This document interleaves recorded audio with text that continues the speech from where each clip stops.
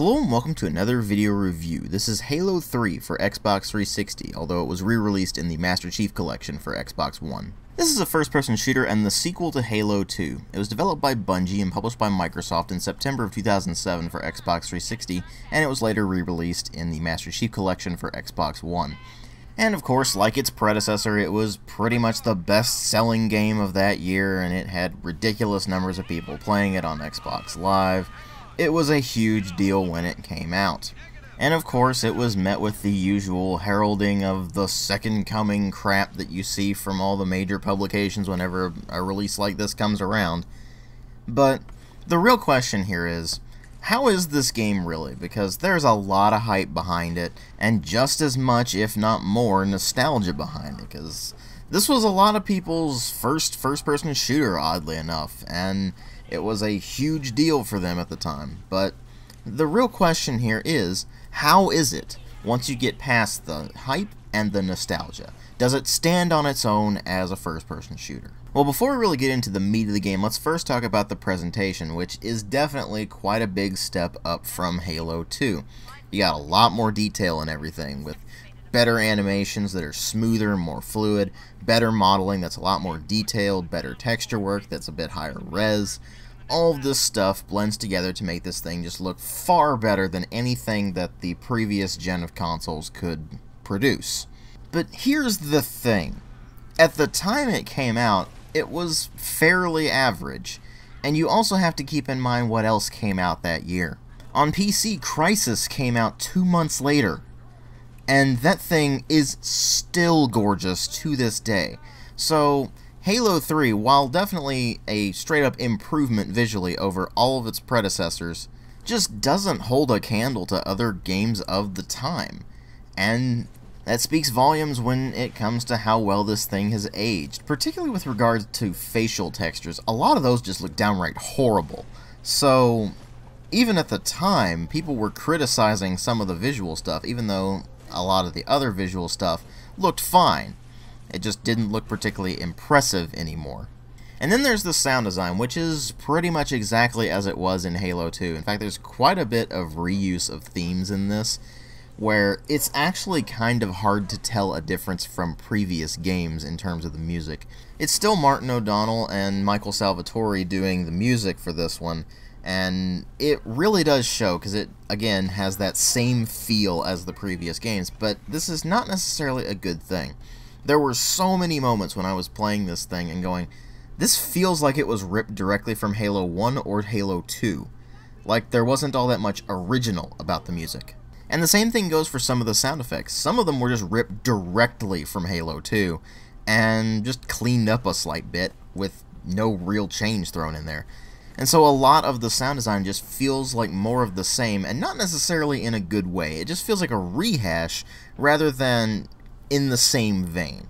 To give you an idea, the music in, say, Halo 2 was a lot of similar stuff to what you had in the original Halo, but it had its own spin on things. Namely, they tried to use a lot more of the guitar stuff. This time around, they tried to go for more of the orchestral stuff, but it just ends up sounding pretty much like the Halo 1 soundtrack for the most part. It's kind of weird, actually. And so it just feels like they just recycled stuff rather than really gave it its own identity within its own series. It's a bit of a missed opportunity. At least the voice acting is still very well done, even though a lot of the characters don't really have any personality whatsoever. So there is that. But ultimately what really matter here are, of course, the story and the gameplay. And the story in this is that once again you are Master Chief. And this takes place after the events of the comic Halo Uprising. So once again, they've done more of that comic and novel tie-in stuff, where a lot of the backstory is thrown into those sorts of things, and not actually in the game. And thus, the actual story of the game is very shallow. Even then, the plot of this game in general just feels like something they slapped together in maybe 20 minutes. And this is something that has become painfully obvious the more you play the series. They were not prepared for this thing to turn into a franchise. They weren't expecting there to be a Halo 2. And when Halo 2 happened, they just threw together what they could from the scraps they had from Halo 1, and now they're left with the scraps from Halo 2. And oh, what crappy scraps they had to deal with there.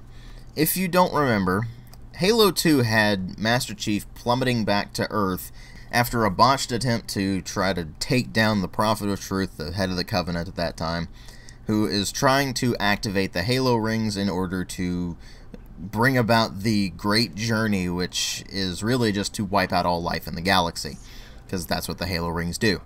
But if you're wondering what they're doing going to Earth, apparently there is something on Earth that will lead them to the Ark, which is this thing that was just completely made up at the end of Halo 2.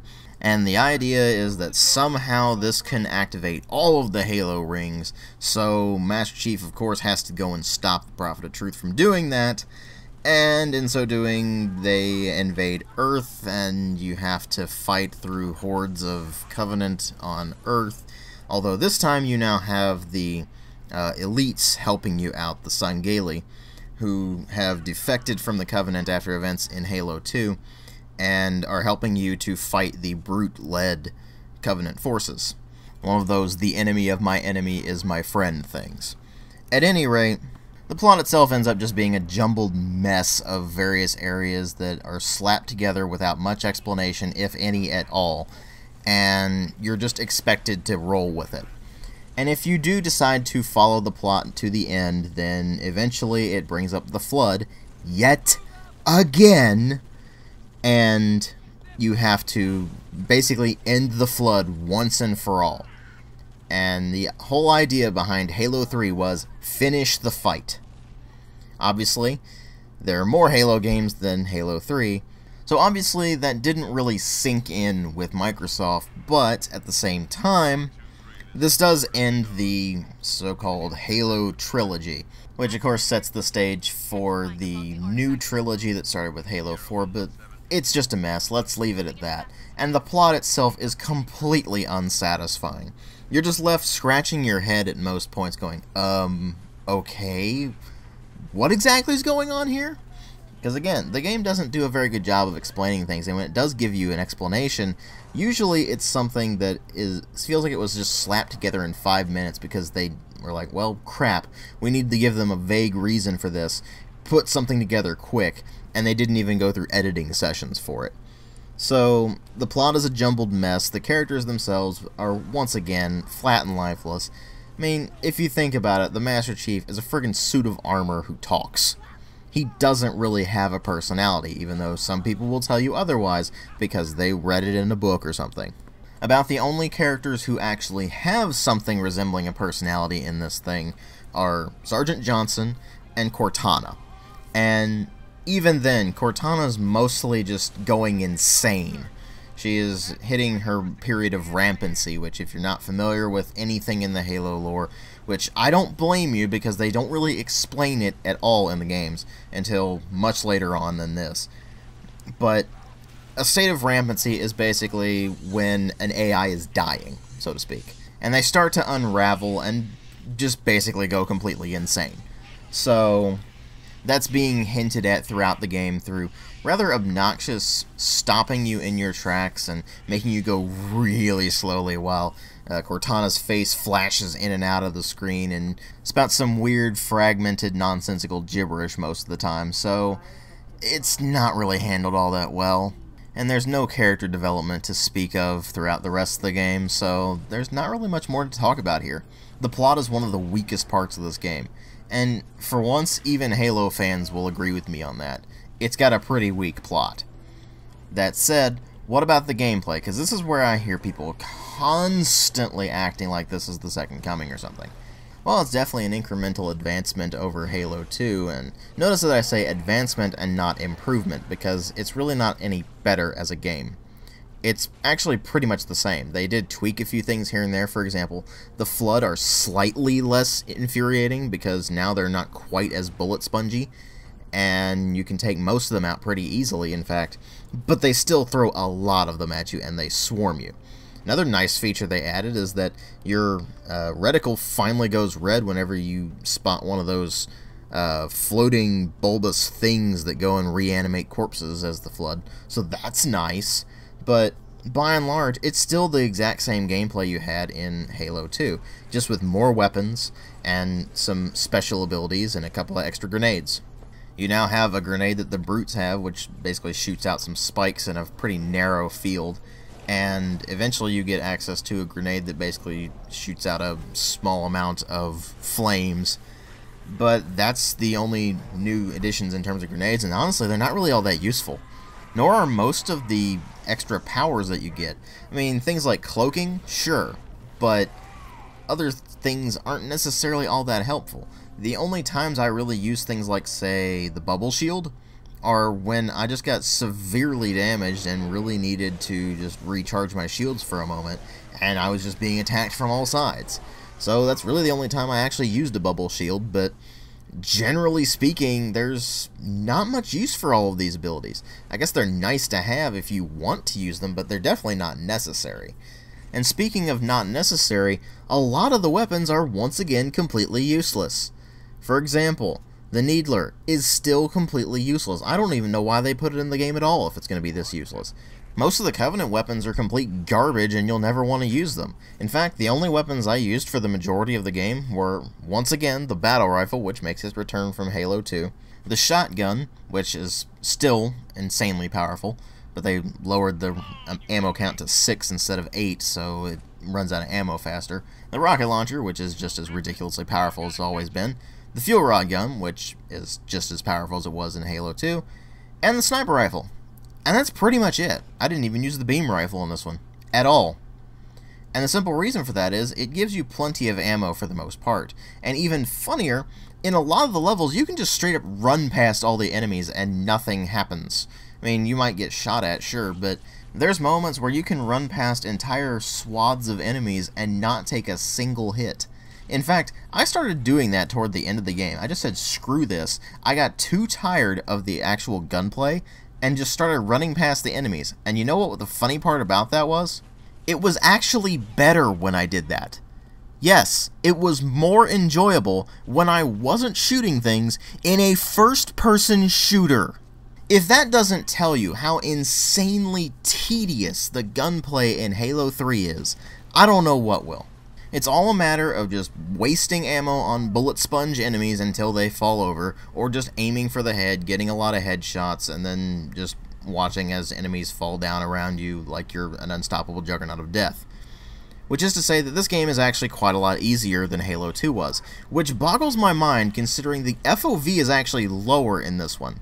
I think it actually has the lowest FOV that I have ever seen in a first-person shooter, of 55 degrees. It is insanely nauseating. And even worse is when you're trying to fight enemies that are in melee with you, you can't see them. The only things you can see are directly in front of you, and you have no peripheral vision whatsoever. Which makes it all the more surprising that I wasn't falling to my death constantly. Oh, it happened on occasion, but the thing is, they designed the levels a bit better than they did in Halo 2. I'm not sure if it was because they realized what a complete screw-up it was to have such incredibly infuriating level designs in Halo 2, where you would take a couple of steps and you wouldn't be able to see the edge, so you'd fall off, or you'd get knocked back from something and then you'd fall off the edge to your doom all the frickin' time. But they remedied that for the most part in Halo 3. Now it's a lot of fairly open areas with not many pits of death. In fact, if you're falling a fair distance, then more often than not, you've either jumped out of an aircraft or you've somehow, someway, managed to glitch something out, because there really aren't all that many spots where you can fall to your doom and not know that you were going to do so. And that definitely helps when you're just moving around the levels. So it's certainly less irritating to move around, at least, than it was in Halo 2. It's still nauseating to play because the FOV is so low and you have no situational awareness whatsoever, but at least they made the game easier to compensate for it. And once again, the only truly interesting parts of the game are when you're actually in vehicles and driving across these large expanses where there's lots of enemy vehicles trying to take you down, and you're having to deal with things like numerous scarabs in this one, where they're basically gigantic mech tanks. And you have to deal with several of those throughout the game, so they definitely ratcheted up the scale of things, if not necessarily the depth of them. You see, things like the Scarab, it's really only a matter of, well, you get into position where you can actually attack the control room in its rear, and you will win no matter what. It's really not that hard to take them down if you think about it, it's just time consuming. And that's the problem with most of the things in this game. It's not necessarily challenging, it's just time consuming. There's only one level in the game where it's outright irritating to actually play it, and that is the second to last level of the game, where you're going through High Charity. And those of you who've played Halo 3 know exactly what I'm talking about. You're going through the Flood Hive, and it is horrible. It's just a complete jumbled mess of corridors and tons of Flood. Nobody likes fighting the Flood. Stop making us fight the Flood. They weren't fun in the original Halo, they were even worse in Halo 2, and in this one, they're equally as irritating as Halo 2. They're just less of a problem to take down, they're less bullet spongy. But that's it! They still require precision to bring down effectively, and they still swarm you like crazy, so you're probably going to go down no matter what. So, that particular level is downright infuriating unless you do what I did, which is run past them all. The main problem of Halo 3's campaign is that it is a complete and utter slog. You feel like you're just going through a tar pit the entire time, and you're basically chest deep in it, where it's pretty much impossible to actually move forward without it feeling like you've just been drained completely. And as I've always said, I would rather a game be just bad than boring. If it's bad and boring, you can't do anything with it. If it's boring, you can't do anything with it. This one is borderline bad and boring at the same time. But at least the campaign is fairly short. It's certainly short for a Halo game.